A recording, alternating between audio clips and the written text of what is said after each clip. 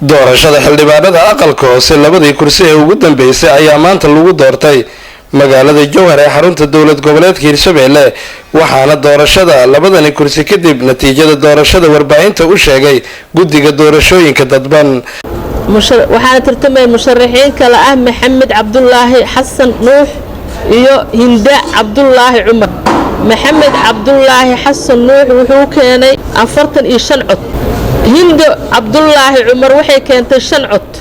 isugeynta guud waxay ahayd 50 waxa u gudbay musharaxnimada 2016 Maxamed Cabdullaahi Xasan Nuux salaamaya waxaan hambaleynayaa walaalkay Maxamed Xasan Cabdullaahi Nuux hambali hawshan ku guda jirnay waxaan aad ugu faraxsanahay guusha quruxda badan iyo deganaanshaha iyo sida wanaagsan ee hawshan u dhacday ergadii inta badan u dulqaadan haysay sugitaanka doorashadana iyo dhammaan waxaan uga hambalyeynhayaa ugana mahadcelinhayaa dhabaradayga iyo dadaalka ay waxaana runtii uga hambalyeynhayaa maamulka Hirshabelle arintan hirgelinta doorashooyinka dadban Cabdicasiis Saalax Armaan wuxuu helay 48 cod Jamiilo Maxamed waxay heshay 3 cod si cadaalad ayaa waanu qanacsanahay cod bixinta dhacday waanu hambaleynayaa walaalkay Cabdicasiis Saalax Armaan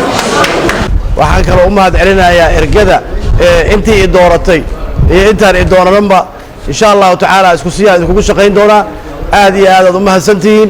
waana idin soo dhaweynaa insha Allah taala waxaan ku dadaalayaa baarlamaanka cusub Soomaaliya inaan qayb fiican wanaagsan oo sharaf iyo wax walba leh inaan aan ka qaato guddiga doorashooyinka dadban ee dowlad goboleedka Hirshabelle ayaa shaaca ka qaaday in guud ahaan ay soo gabagabowdo doorashada xildhibaanada aqalka hoose waxaa farxad weyn maanta noo ah inaan soo gabagabeyno doorashooyinka aqalka hoose ee baarlamaanka qaranka 38 xubnood oo baarlamaanteeri ah ee loogu talagalay ama ka yimid Hirshabelle waxaana soo bilaawnay 16kii bishii 11aad maanta oo ay taariikhdu tahayna 10ka bisha 12aad waa soo gabagabeynay waxaa ilaahay mahadiis ah labada kursi ugu dambeysay ee si sareexa leh ee dimuqraadi ah loogu doortay maanta ayaa farxad weyn igilisay oo gabagabadiina tahay waliba iyadoo gabagaba ay tahay waxay dhacday maanta inay si oo dimuqraadi ah la isku doorto waxaanu ku kala guuleystay Maxamed Cabdullaahi Xasan Nuux iyo Cabdicasiis Saalax Armaan Ismaaciil Cabdulle Sabriye Universal TV Jowhar.